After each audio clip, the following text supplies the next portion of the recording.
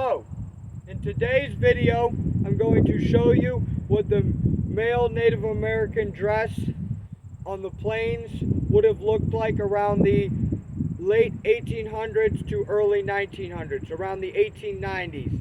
Now this time in Native American history is kind of a sad, dark era. It's the beginning of pretty much the end of the true Native Americans' reign and hold they had over the West. This is the time where most Native Americans had been pushed onto reservations. This is the time where most Native Americans in the plains had been forced to kind of abandon traditional native livings. They're beginning to be forced into European colonization and being forced into European assimilation.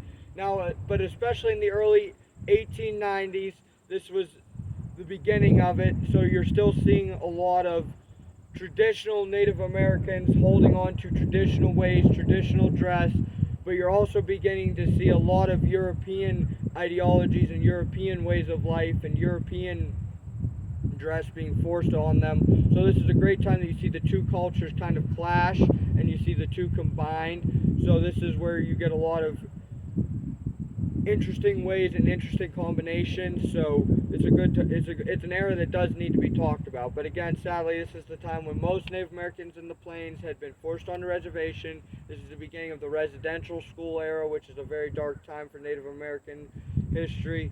This is the beginning where most Native American tribes on the West were no longer nomadic hunters and gatherers, but now instead they were forced upon either farming or they were forced upon government supplements and government supplies for food. This is the time where most Native Americans no longer lived in teepees, but were now being forced into square, simple cabins and shacks like this. This is the time where a lot of Native Americans no longer really dressed or lived as everyone saw them in the old Wild West. This is when they started to have to transition into European ways, forcefully be transitioned into European ways of life. But I'll go ahead and break down the outfit. This is probably an outfit from specifically the early 1890s, and I'll start from the top and work my way down. On my head you can see I'm wearing what is called a Boss of the Plains hat. Now this hat was originally designed for the settlers and pioneers, but it was quickly adopted by Native Americans and adorned by Native Americans, especially towards the later half of the 1800s, and especially in the reservation era. You saw a lot of Native Americans wearing this type of style hat, to the point where you would see more Native Americans almost wearing this than Europeans. But just as Native Americans did in all aspects of life, they tried to incorporate their culture into it. So it wasn't uncommon to see a lot of these hats get adorned with a feather attached to them, or in this one here has a medicine wheel, a quilled medicine wheel with Lakota or Sioux colors attached to the feather. So that's just one way that a Native American might make this hat even more special to them and to their culture. But yes, these hats became very popular among Native American men in the Plains region during the later half of the 1800s. If you work my way down, you'll see I'm still wearing my traditional long native hair. A lot of Native American men, especially older men that weren't being forced into residential schools, were still clinging to their traditional long hair. A lot of Native American men in this time had not cut their hair. It was one way that they were, in a way, still resisting and trying to stay true to their native heritage. But as you can see, I'm not wearing like a big, beautiful buckskin war shirt. This is a time that you see a lot of Native Americans starting to wear European shirts, cotton shirts. I even see I'm wearing a European man's dress type vest. A lot of Native Americans at this point were starting to feel the pressure of needing to look like their European counterparts.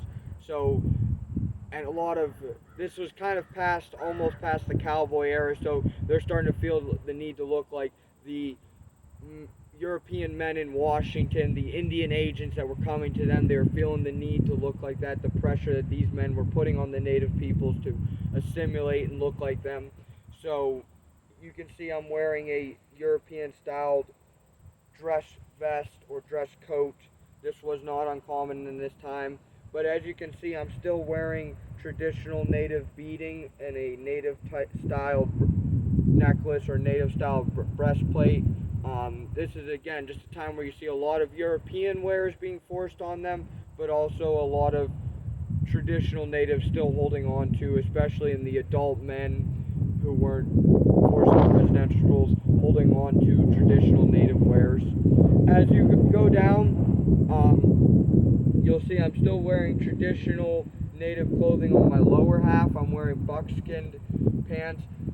In the early 1890s, this was pretty common because not only was it them holding on to traditional ideas before colonization, but also the transition was slow and pants were expensive. European suits were expensive for natives to afford. European clothing was expensive. These were things that they already had. These were things that they could have already made.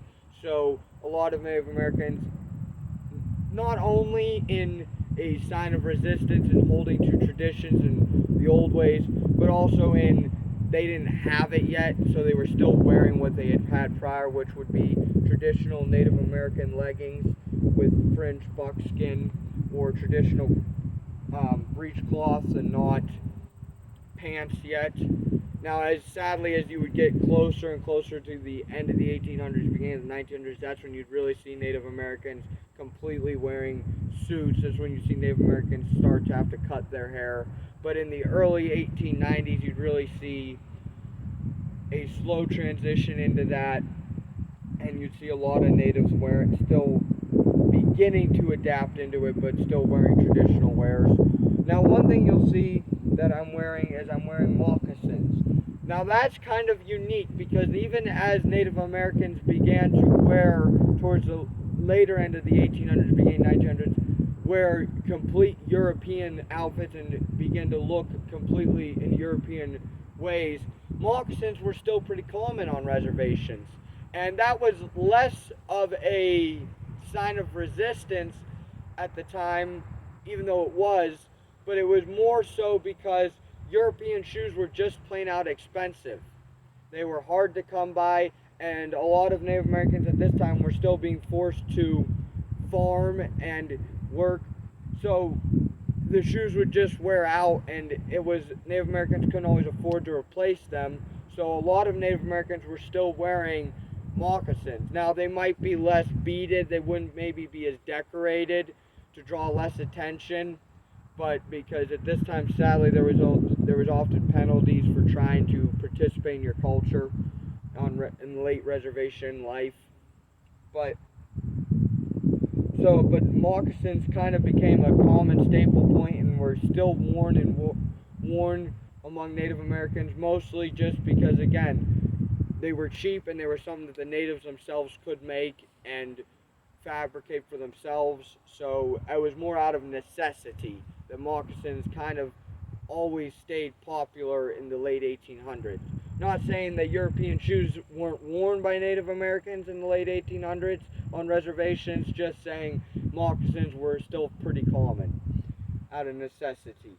But yeah, that's just a quick video I wanted to do today, guys, to really show you what Native Americans would start to wear.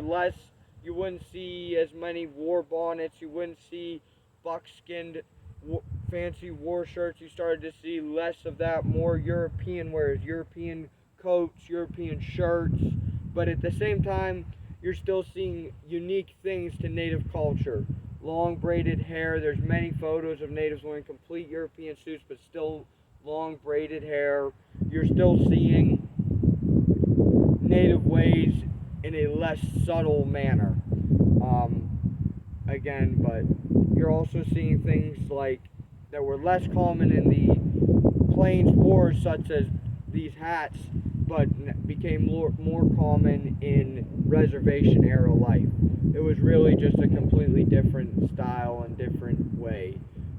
But it's an important part of the history that does need to be talked about and acknowledged, because, I mean, when Wounded Knee happened, a lot of Native Americans in 1890 in December, when Wounded Knee happened, a lot of Native Americans had already been on reservations, and that was just a good example of how Native Americans had been forced into a way of life.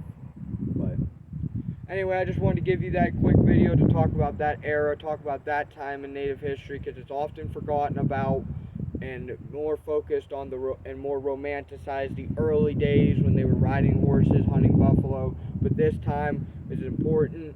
It brings up some of Native Americans' biggest conquests and biggest challenges that they faced, and some of the biggest battles that would happen and atrocities that would happen during the reservation era of Native American life and history. But I just wanted to do a video on that today to explain it. I hope you enjoyed it. If you did enjoy it, please hit that like and subscribe button. It helps me out and gives me a reason to keep making these videos. And I hope everyone has a good day. Till next time.